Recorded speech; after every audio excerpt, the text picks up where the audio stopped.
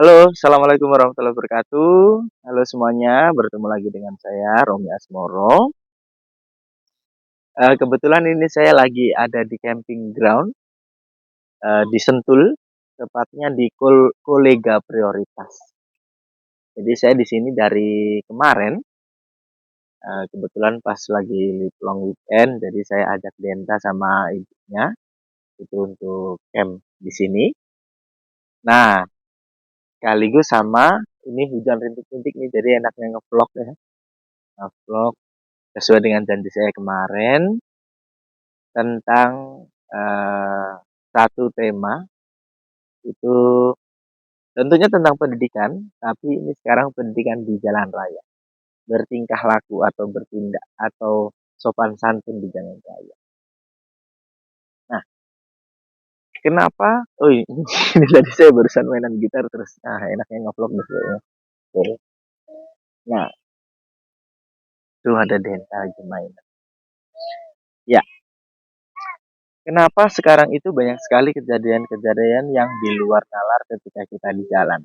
Nah, sekarang gini, eh, banyak sekali kejadian itu yang terjadi di jalan raya itu yang sebetulnya menguras tenaga dan itu sebetulnya tidak penting, tidak perlu dilakukan.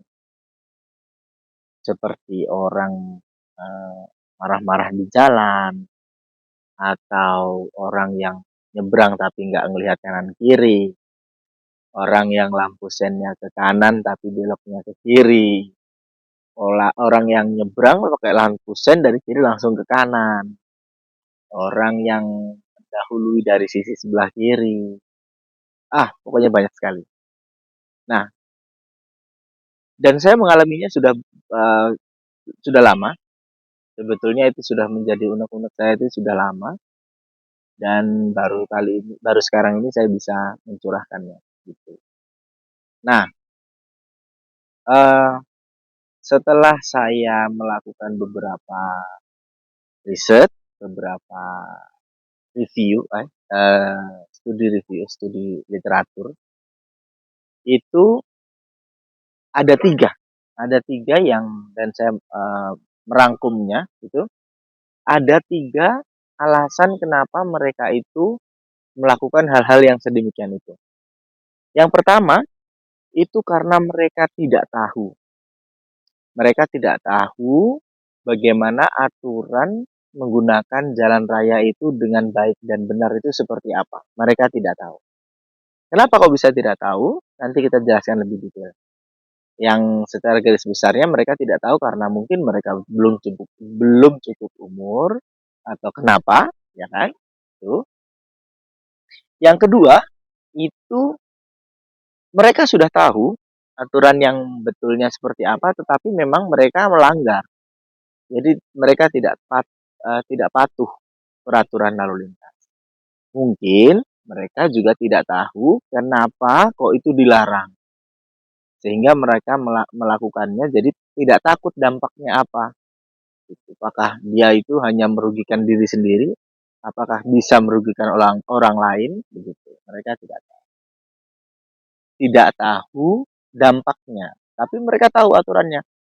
Ya, katakanlah tidak boleh belok kiri belok kiri mengikuti isyarat lampu. Nah, itu kenapa kok belok kiri tidak boleh mengikuti isyarat lampu? Tuh, mereka tidak tahu. Tidak tahu apa alasannya. Kenapa kok itu dilarang? Tapi mereka tahu mereka melanggar.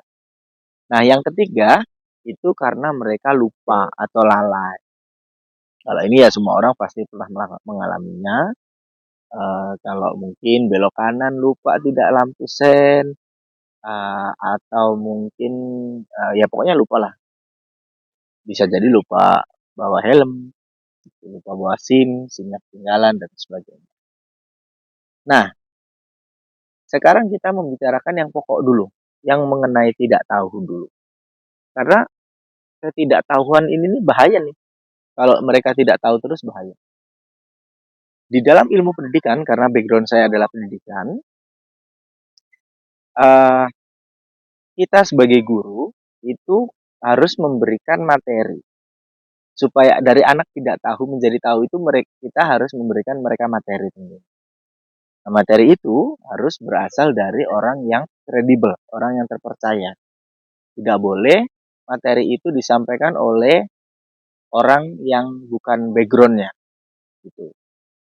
Nah, contohnya sekarang lalu lintas. Tentu lalu lintas itu adalah yang paling mengetahui adalah pihak berwajib, kepolisian.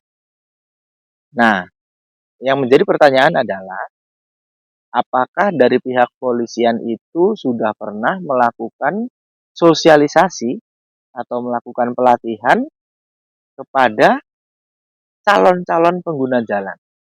Saya bilang calon karena sekarang kan boleh dapat pengguna jalan itu kan berkewajiban untuk mempunyai SIM, surat izin mengemudi.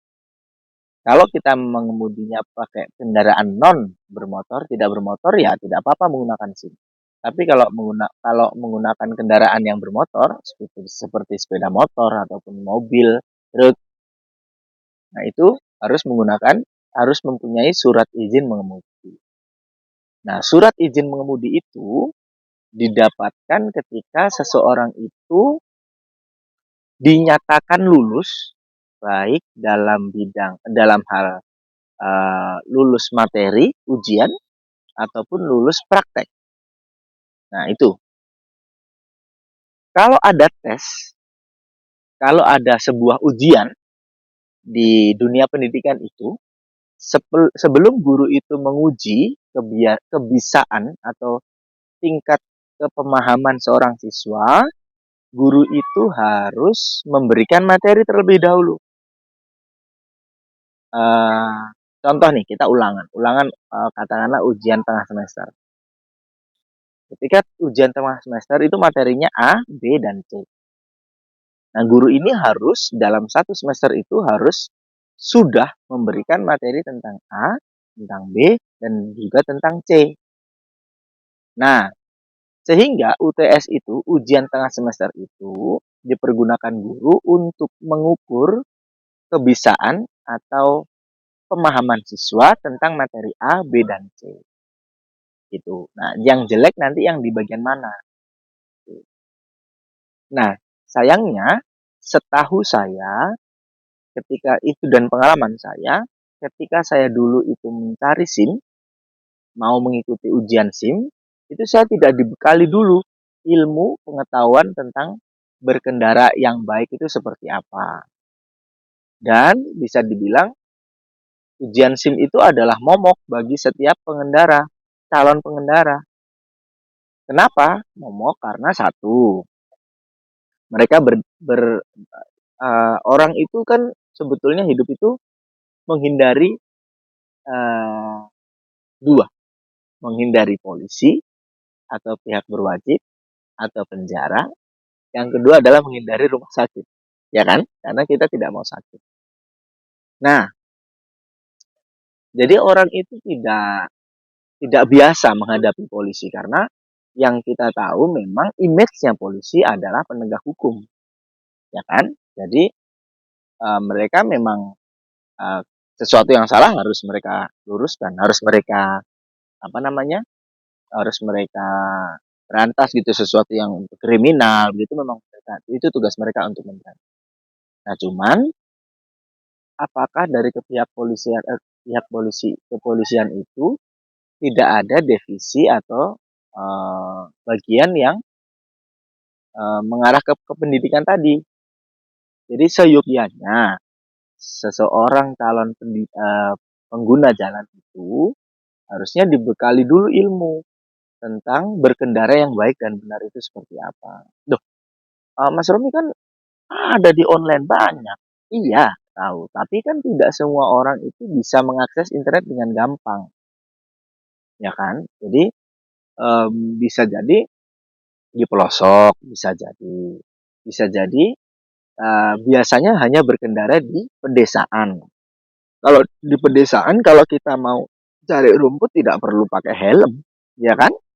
Duh, ya kan harus Mas Romi yang namanya berkendara ya harus pakai helm. Iya. Cuman kan yang kita tahu sekarang kan kalau di pedesaan jarang. Satu, yang kedua, motornya bodong semua, nggak pernah diperpanjang, nggak pernah di hair apa itu setahunan atau 5 tahunan nggak pernah. Karena hanya untuk mencari rumput. Spion nggak ada, spion nggak ada, bawa rumput gede, apa belakangnya tinggi, nggak ada spion. Nah, kalau pas belok bahaya itu, ya kan? Nah, itu. Jadi seyogyanya ya kepolisian itu harusnya memberikan materi terlebih dahulu, materi tentang bagaimana sih cara eh, berkendara yang baik dan benar itu seperti apa. Nah, lalu materi-materi yang sudah disampaikan itu diujikan. Nah, sehingga hasil ujiannya itu menjadi valid. Kenapa valid? Karena sudah pernah diajarkan, sudah pernah disampaikan. Nah, tetapi kalau materi-materi yang diujikan itu belum pernah disampaikan dan belum pernah diajarkan, ya hasilnya menjadi tidak valid. Bisa jadi yang lulus ujian SIM tulis itu bisa jadi orangnya sebetulnya hanya ngawur jawabnya, bisa jadi itu. Nah, kemarin sempat saya bahas juga. Mana yang lebih didahulukan kalau kita itu di jalan ada perempatan, di sebelah kiri ada mobil ambulans mau ke kanan, lalu di sebelah kanan itu ada pemadam kebakaran mau dari kanan ke kiri, mana yang lebih dahulukan? Jujur saya tidak tahu memang. Kenapa? Karena saya tidak pernah diajarkan. Kalau saya mencari ilmu di luar atau di YouTube ataupun di medsos yang lain itu ada. Cuman kan kita harus kembali lagi uh, melihat sumbernya. Sumbernya itu valid apa tidak? Sumbernya itu kredibel apa enggak? Itu.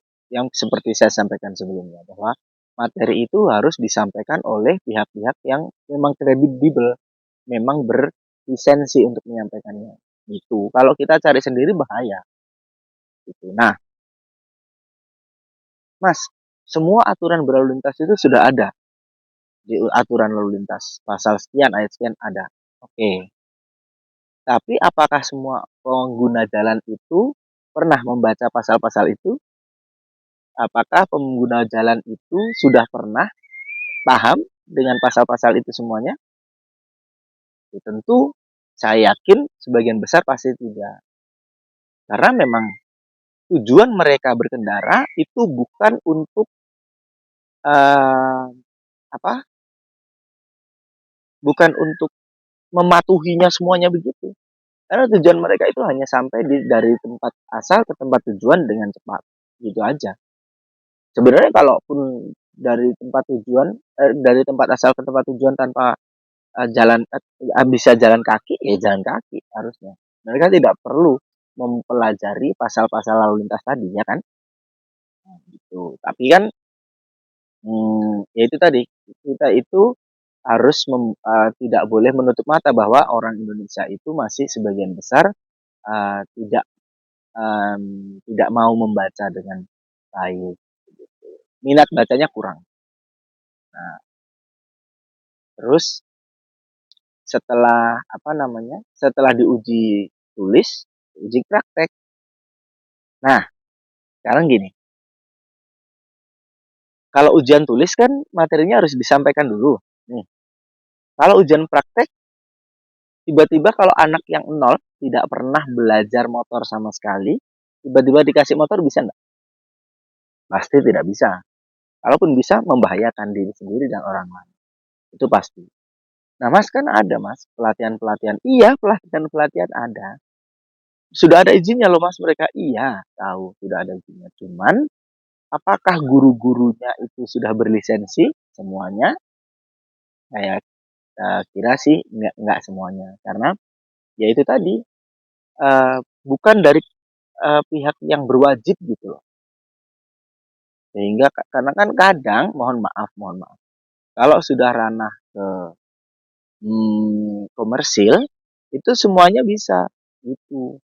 Ya saya tidak mendiskreditkan si pemberi jasa untuk pengemudi les private mengemudi atau apa motor gitu sih enggak. Cuman ya itu kalau yang namanya komersil itu pasti gampang dimanipulasi. Beda dengan yang asli langsung dari si pihak kepolisiannya.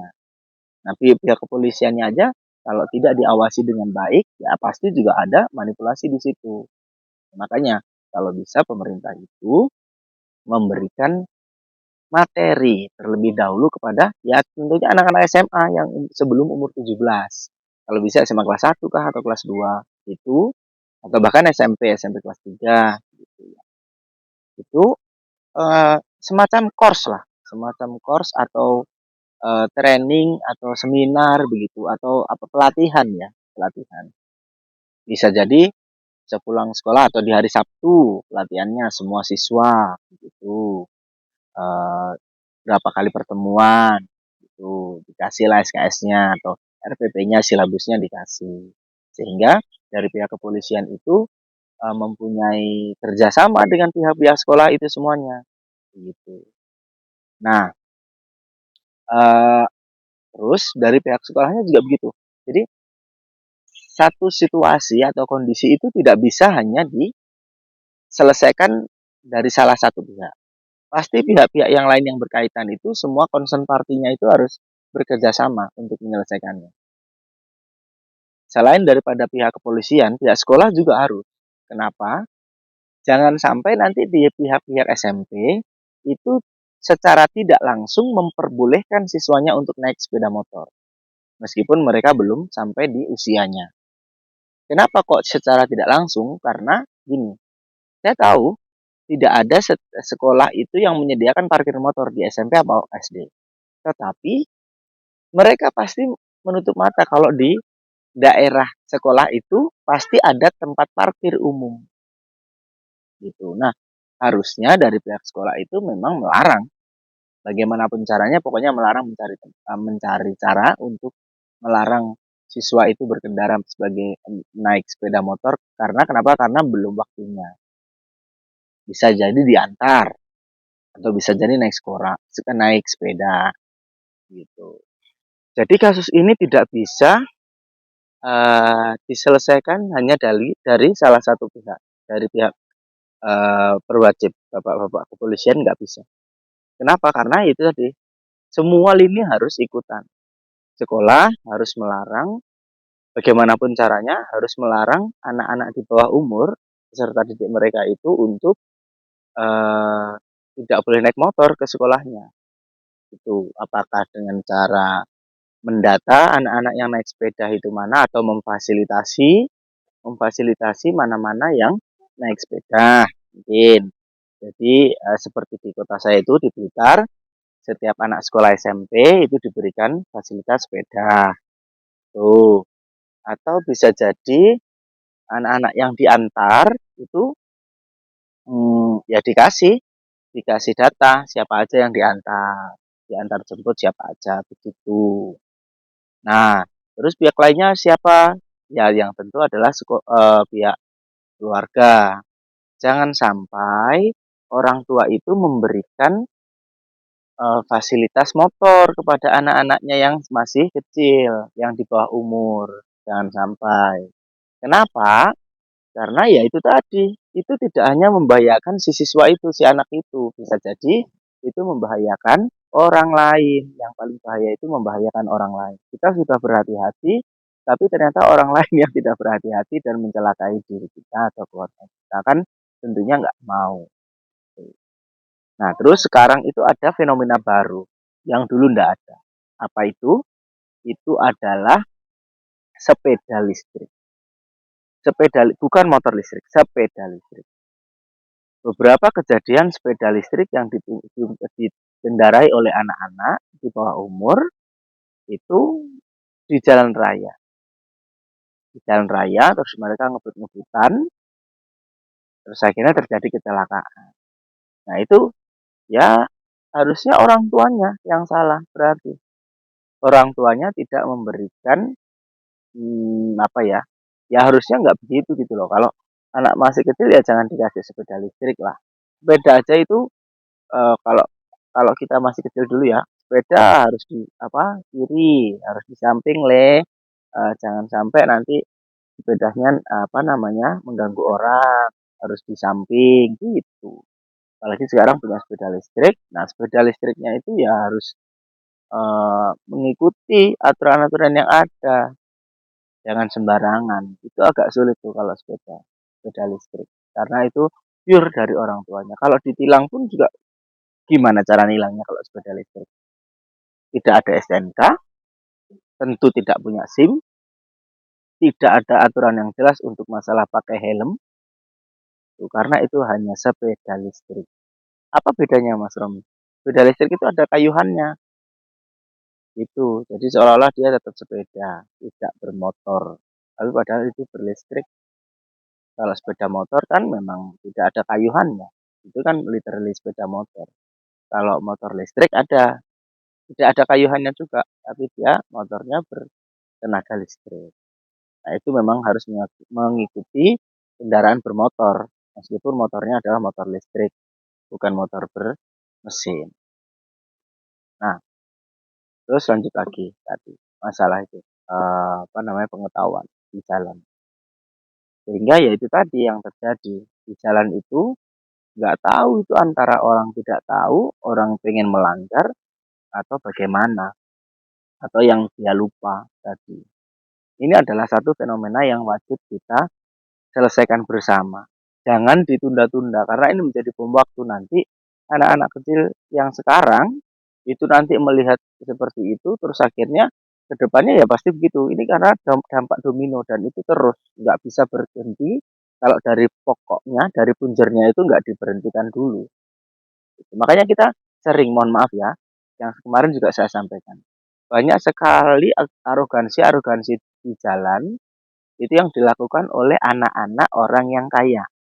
Karena mereka sudah, wah saya sudah punya mobil, saya sudah mau punya motor, akhirnya mereka arogan di jalan. Nah itu salah satunya juga, salah satu alasan, salah satu yang terjadi.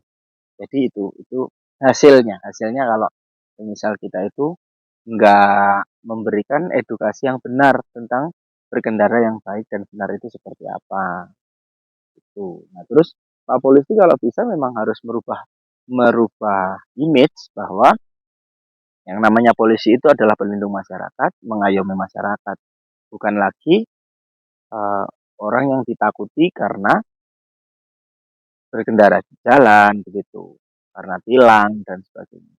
Sebenarnya tilang elektronik itu sudah betul, tapi saya kurang tahu kenapa kok dihapuskan, bukan dihapuskan. Jadi tilang manual jadi ada lagi. Kenapa? Kok tilang yang manual itu menurut saya adalah kurang baik karena ada namanya uh, apa namanya keadilan. Di situ ada keadilan. Keadilan itu maksudnya gimana? Harusnya harusnya kalau memang aturan perundang-undangan itu dibuat itu untuk seluruh masyarakat Indonesia atau seluruh orang yang ada di Indonesia ini gitu. Jangan tebang pilih, jangan hanya melakukan itu di waktu-waktu tertentu atau di tempat-tempat tertentu karena itu tadi ada asas keadilan tadi. Siapapun kalau semisal tidak menggunakan helm itu tidak boleh, ya semua yang tidak menggunakan helm di jalan raya menggunakan motor ya harus ditilang. Jangan sampai nanti di jalan-jalan desa itu tidak ditilang tidak menggunakan helm. Nah, itu kan asas keadilannya jadi berkurang. Tuh. Terus masalah dilarang putar balik, tapi mereka tetap putar balik. Nah, akhirnya yang terjadi adalah, wah orang nggak ada kan iklan di TV dulu. Kenapa melanggar lalu lintas? Orang nggak ada yang jaga? Ya betul, karena asumsinya jadi kayak gitu. Orang itu aja dibiarin kok. Kenapa saya harus gitu? Akhirnya orang jadi kayak gitu. Orang tuh jadi kayak apa ya namanya ya? Orang tuh jadi kayak semacam menggampangkan gitu loh, menyamaratakan semua. Ya itu tadi itu bukan salah salah apa namanya ini sih, salah orangnya itu kadang. Karena memang mereka merasakannya seperti itu. Saya juga sering merasakan seperti itu. Nah, terus ada lagi, apa namanya, ditol. Tidak semua orang memang pernah ditol. Untuk orang-orang desa seperti saya, itu baru menggunakan jalan tol itu baru. Apalagi saya baru punya mobil tuh 2000 berapa kemarin, baru 22. Nah, eh, baru 1 tahun mobilnya, baru saya perpanjang. Itu ada beberapa aturan tuh yang menurut saya aneh gitu. Anehnya gini, dulu itu kan setahu saya yang namanya mendahului itu pasti harus dari kanan. Tidak boleh mendahului dari kiri. Itu saya kira aturan umum. Ketika berkendara itu aturan umum. Jadi mendahului itu harus dari sisi kanan, nggak boleh dari sisi kiri. Nah, di tol itu ada aturan yang baru yang mungkin yang tidak biasa menggunakan tol belum tahu. Apa itu? Aturan kecepatan. Di situ memang sudah ada rambunya. Jadi minimal paling tidak itu kalau di jalan normal itu kan ada 2 jalur tuh. Jalur ke yang ke depan sana sama yang berlawanan. Nah, tapi kalau seumpama di tol itu paling tidak 2 jalur. Biasanya sebelah kiri dan sebelah kanan. Atau kalau yang agak lebaran dikit sebelah kiri, tengah dan sebelah kanan. Yang mana sebelah kiri itu pasti untuk kendaraan-kendaraan yang pelan seperti truk dan bis. Itu sebelah kiri. Dia tidak boleh di lajur sebelah kanan. Sebelah kanan itu hanya dipergunakan untuk mendahului atau kecepatan yang tinggi. Tengah itu untuk yang setelah apa namanya mendahului ya dia kembali ke jalurnya. Kalau dikira ada truk yang bermuatan besar yang pelan jalannya, kita harus yang mengambil yang di tengah kalau kendaraan pribadi seperti ini. Nah, ada yang aneh. Yang aneh itu gini. Ada aturannya itu jangan mendahului dari sisi kiri. Sebetulnya bukan itu aturan yang benar, kurang tepat. Itu juga semuanya udah tahu. Jangan mendahului dari sisi sebelah kiri. Tapi aturan yang lebih tepat lagi adalah harusnya jalur kanan hanya untuk mendahului. Harusnya seperti itu. Kalau semisal ada 3 jalur, jalur yang sebelah kiri itu untuk yang pelan, untuk muatan besar berat, seperti truk dan bis. Di tengah itu untuk yang umum, yang normal kecepatannya.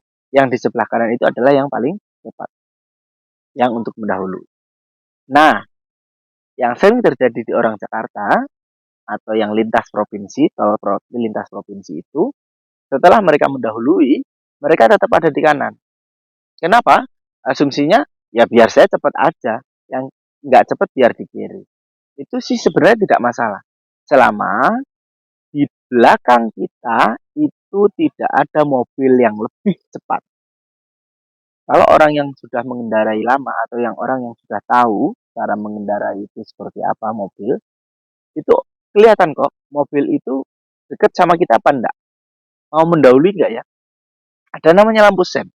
Ketika lampu sennya itu hidup di sebelah kanan, itu artinya mereka mau mendahului. Nah, itu memang kita harus ngasih jalan. Jadi kita harus ke kiri.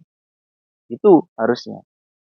Enggak, kita tetap aja di kanan, terus nanti orang yang di kanan itu akhirnya mau tidak mau dia pasti ke kiri.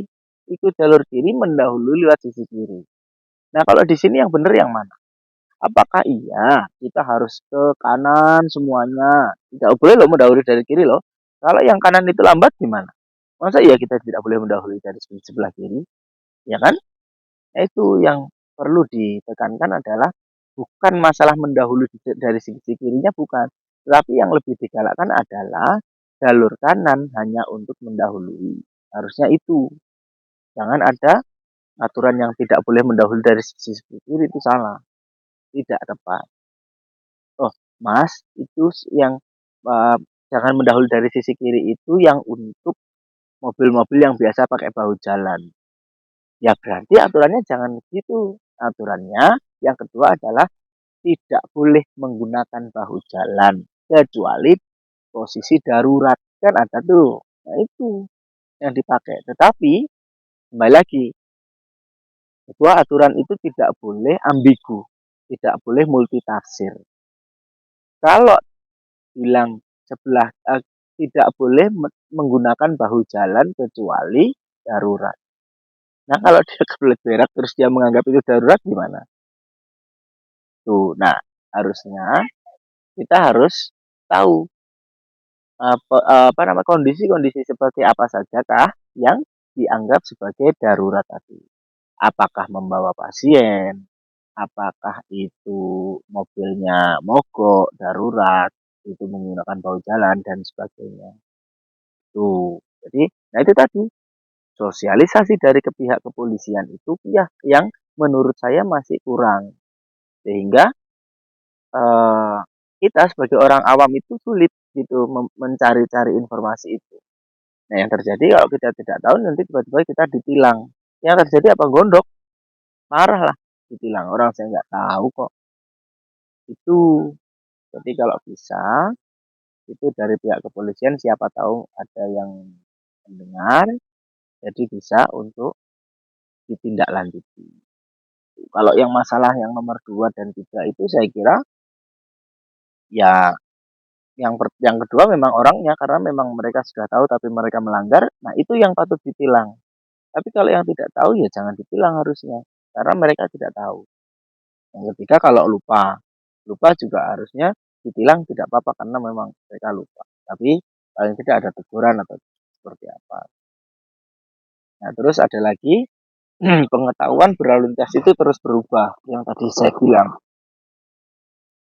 Dulu kan belok kiri jalan terus, sekarang kan belok kiri ikuti isyarat lampu. Nah, itu harusnya dikasih tahu. Kalau kita tidak mencari tahu, ya tidak bakalan tahu marka jalan itu gunanya apa. Kalau marka jalannya tidak putus-putus itu berarti tidak boleh belok kiri jalan terus. Gitu. Yellow junction. Yellow junction itu apa? Orang itu sekarang itu bersopan santunnya kurang kalau menurut saya di jalan itu. Yang suran itu seperti apa? Penggunaan lampu jauh. Ketika ada motor yang pelan atau ketika mereka mau mendahului, terus mereka menggunakan lampu jauh. Menurut saya itu kurang sopan. Kenapa? Karena itu nggak enak loh di mata. Apalagi yang pakai strobo-strobo itu nggak enak banget di mata. Jadi ayolah gitu, sopan santunnya di jalan itu dijaga. Jangan klakson kalau pas lagi lampu merah, terus tiba-tiba hijau, nggak usah klakson. Kecuali kalau dia setelah hijau beberapa detik kok nggak jalan, silakan diklakson boleh. Klakson itu kan gunanya untuk memperingatkan orang yang di depan kita. Tuh, nggak usah lah orang baru jalan hijau, tin tin tin tin tin tin orang. Terus lampu dim itu juga gitu. Kan kalian minta jalan nih. Kalau minta jalan itu kalau nggak dikasih ya, kalau orang namanya minta nggak dikasih ya nggak usah marah. Tuh, orang nggak dikasih kok. Orang minta tapi nggak sopan, gimana coba? Kalau kita dimintain orang tapi orangnya nggak sopan, ya kan kita jadi apa sih lu gitu. Jadi kalau bisa dikurangin itu. Apa lampu jauh ketika kita di belakang itu nggak enak yang di depannya itu nggak enak. Terus apalagi pas lagi papasan itu juga gitu, nggak sopan. Lampu hazard juga. Ketika ada perempatan, terus yang saya mau lurus, lampu hazard dihidupkan, itu salah, nggak boleh. Kenapa? Karena itu bisa membahayakan. Kalau orang yang dari sisi kiri melihat lampu hazard itu pasti dia lihatnya dari sisi kiri berarti tahunya dia mau belok kiri dong mobil itu. Tapi begitu juga sebaliknya. Kalau yang melihat yang dari orang yang dari sebelah kanan situ, terus kita itu ada delta. Terus kita ada apa namanya lampu hazard, ya kan jadinya dia nganggapnya kita mau belok kanan. Orang hazard itu memang ada dua-duanya, tapi kalau mobil masa iya bisa dilihat dari dua-duanya kalau dari sisi sebelah kanan atau kiri.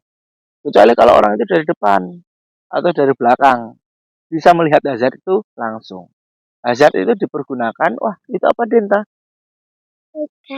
Boneka, namanya siapa? Nina. Nina itu apa sih? Boneka? Gajah. Gajah, pemadam? Pemadam kebakaran. Iya. Lampu air. Iya, itu air hujan.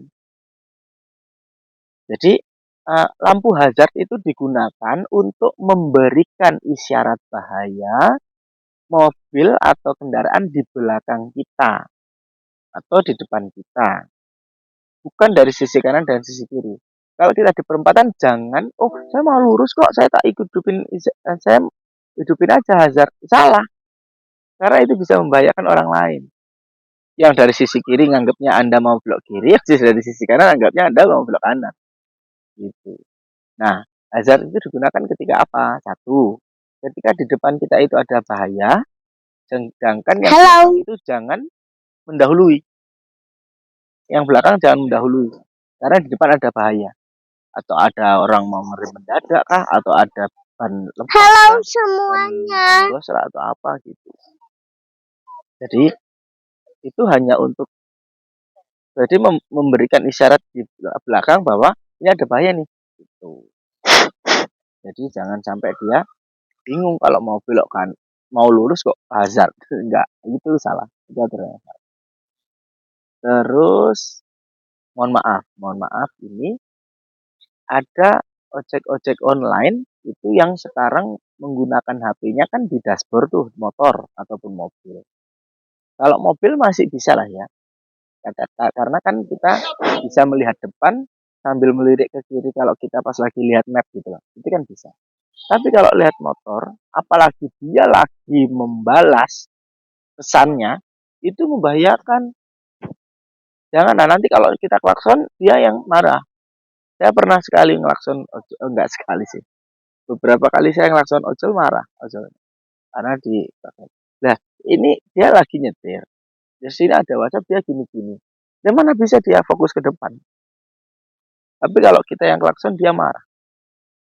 Itu nggak bisa. Nah itu menggunakan mengoperasikan handphone di jalan memang itu ada aturannya, itu tidak boleh.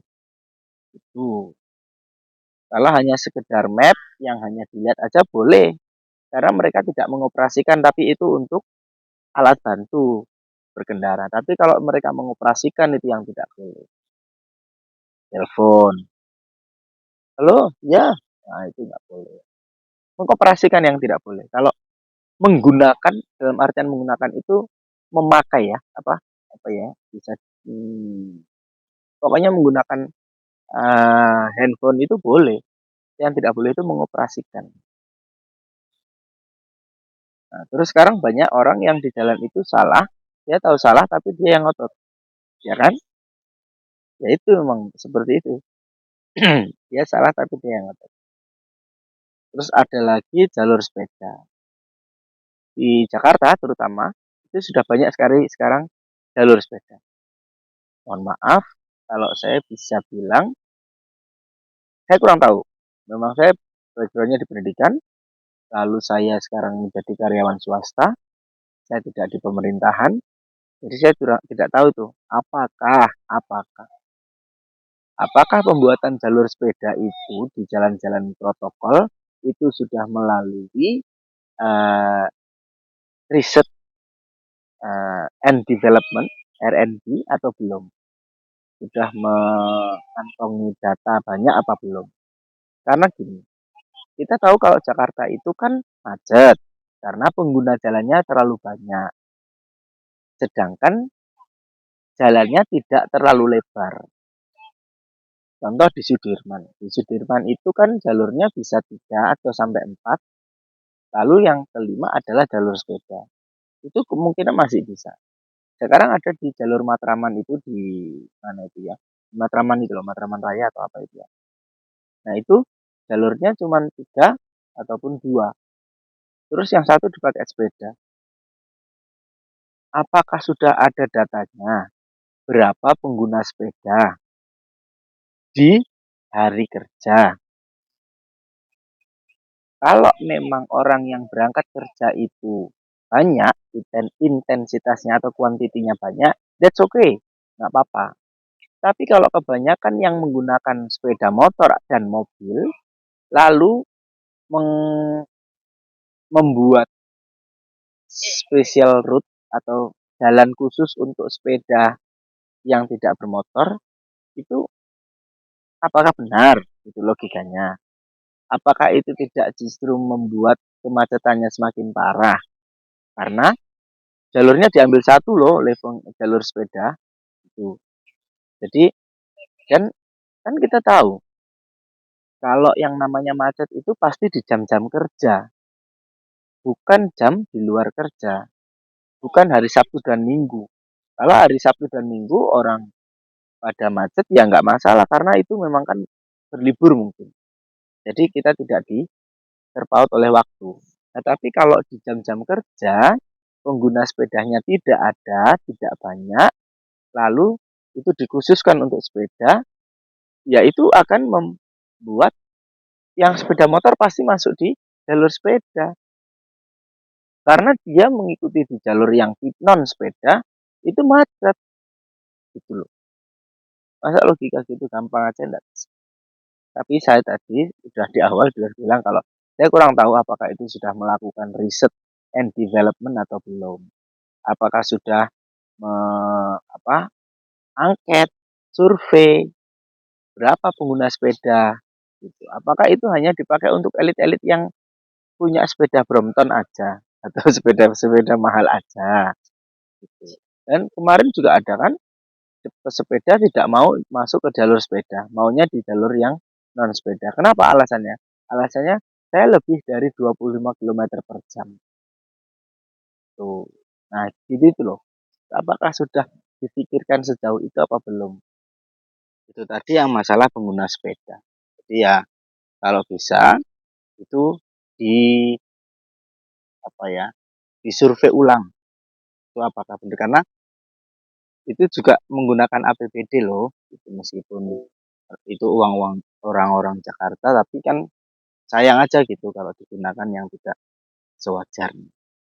Nah, terus sekarang kita kembali sedikit mengenai surat izin mengemudi tadi. SIM itu kan yaitu tadi sulit didapatnya karena sebetulnya sih tidak sulit. Masalahnya kenapa kok sulit? Karena materinya belum pernah disampaikan aja. Kalau sudah disampaikan insya Allah sih nggak sulit. Kecuali kalau informasi-informasi atau aturan-aturan yang umum.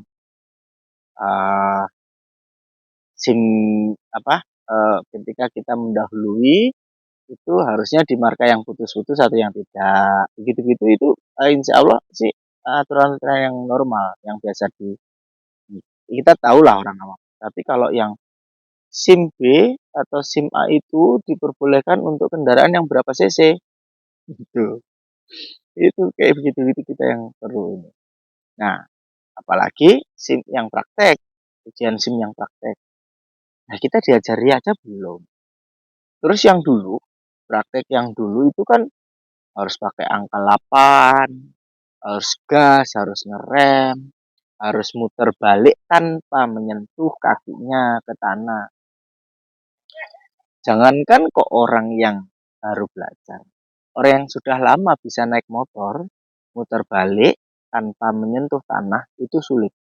Karena itu membutuhkan keseimbangan. Nah, tapi begitu sekali nyentuh, itu langsung gagal.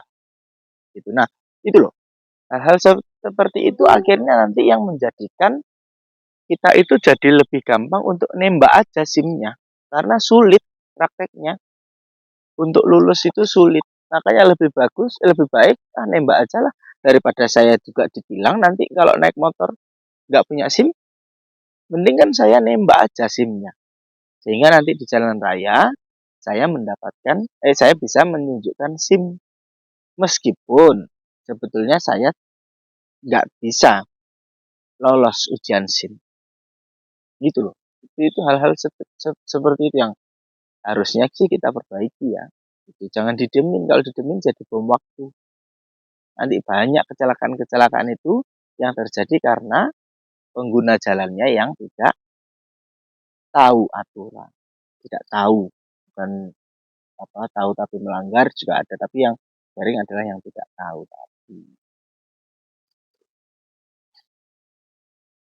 Nah, terus lampu sen tadi sudah ya, lampu sen langsung belok. Spion juga. Saya yang berkendara itu pasti melihat sen. Beberapa detik saya pasti melihat sen. Baik itu sen yang di sebelah kiri untuk belakang ataupun sen sebelah kanan dan sen sebelah kiri. Itu selalu saya lihat. Kenapa? Ya karena kita berkendara harus fokus. Kanan, kiri, belakang, ada mobil atau ada motor atau apa, harus melihat. Beberapa detik sekali saya lihat. Begitu juga naik motor. Pasti lihat. Terus ada sekarang spion yang kecil. Yang cuma di bawahnya gas itu. Nah itu terus buat apa? Buat gaya-gayaan. Terus kalau mau belok, nggak lihat belakang, langsung sen. Nanti kalau ditabrak dari belakang, saya kan sudah sen. Ya nggak begitu juga, Mali. Sen itu penting. Spion itu pun juga penting. Gitu loh. Jadi hal-hal demikian ini yang perlu diperhatikan. Dulu saya pernah punya konsep